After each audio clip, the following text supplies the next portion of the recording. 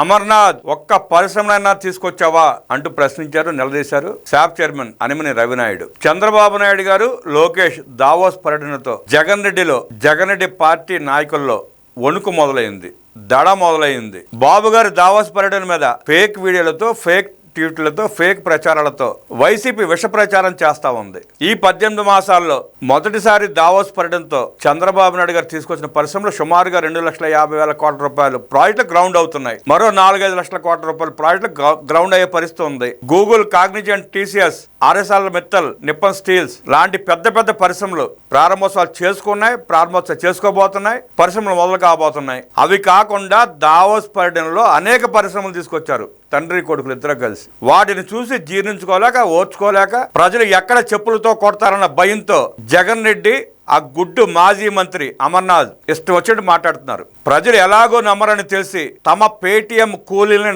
నమ్మించడానికి, ఆ గాలి మంత్రం నమ్మించడానికి విశ్వ ప్రయత్నాలు చేస్తున్నారు. వాళ్ళు ఎంత ప్రయత్నం చేసినా రాష్ట్రంలో జరిగే అభివృద్ధి, సంక్షేమ కార్యక్రమాలు, వస్తున్న పరిశ్రమలు, వస్తున్న ఐటీ కంపెనీలు ఆ పేటీఎం కూలీలకు కూడా తెలియక మానదు. ఇవాళ తాత్కాలికంగా కూలీ తీసుకుని వాళ్ళు ట్వీట్లు చేసినా, మాట్లాడినా, వీడియోలు చేసినా, మార్ఫింగ్ వీడియోలు పెట్టినా, ఇంకొక సంవత్సరం తర్వాత అయినా ఆ పేటీఎం కూలీలు కూడా మేము చేసిన తప్పు, జగన్ వేస్ట్, లోకేష్ బెస్ట్ అని వాళ్లే నీ మొహాన ఉమ్మే రోజు దగ్గరలోకి వస్తుంది. అమర్నాథ్, నువ్వు గుడ్డు పెట్టావు, అది మురిగిపోయింది. నువ్వు దావోస్ వెళ్ళి 2వ రోజు పారిపోయి వచ్చావు చలికి తట్టుకోలేక. నువ్వు కూడా లోకేష్ గురించి మాట్లాడుతున్నావంటే నువ్వు నిజంగా ఆనందింటే ఆ మాటలు మాట్లాడవు. జగన్మోహన్ రెడ్డి 5 ఏళ్ల పరిపాలనలో నువ్వు పీకిందేంటో, నువ్వు తెచ్చిందేంటో రాష్ట్ర ప్రజలకు బాగా తెలుసు, నీకు అంతకంటే బాగా తెలుసు. నీ మంత్రి పదవిని అడ్డం పెట్టుకుని నువ్వు దోపిడీ చేసుకోవడానికి వాడుకున్నావు తప్ప ఈ రాష్ట్రానికి ఒక్క పరిశ్రమ నువ్వు తీసుకొచ్చావా?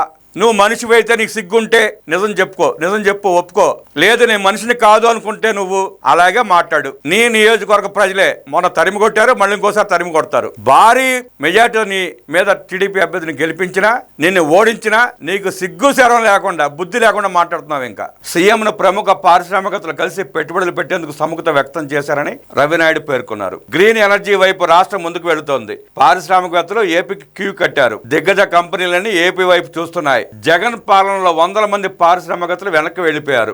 గుడివాడ అమర్నాథ్ మంత్రిగా ఉన్నప్పుడు ఒక్క పరిశ్రమైనా తీసుకొచ్చాడా అని ప్రశ్నించారు రవినాయుడు. పరిశ్రమల మీద చర్చకు సిద్ధమని సిగ్గు లేకుండా చెప్తున్నాడు అమర్నాథ్ నీకు దమ్ము ధైర్యం ఉంటే రా, చర్చకు మేము సిద్ధం అంటూ సవాల్ చేశాడు రవినాయుడు. నువ్వు ఒక్క పరిశ్రమను తీసుకొచ్చానన్న సోయి నీకు ఉంటే, చర్చకి దమ్ముంటే రా అమర్నాథ్. 4 పేటీఎం గాళ్ళని, 4 ఎర్నర్స్ని, 4 పేటీఎం ఛానల్స్ ని ముందు పెట్టుకుని మాట్లాడితే అబద్ధాలు నిజాలు అవ్వు అమర్నాథ్. నీ గుడ్డు మురిగిపోయింది, నువ్వు మురిగిపోయావు. చాచి గోవ మీద కొట్టినట్టు ప్రజలను తిరస్కరించిన నీకు బుద్ధి రావడంలా. కూటమి ప్రభుత్వం వచ్చిన ఈ 18 మాసాల్లో తీసుకువచ్చిన భారీ పరిశ్రమల మీద, ఐటీ కంపెనీల మీద నేను చర్చకు వస్తా, జగన్ తో చర్చిస్తా.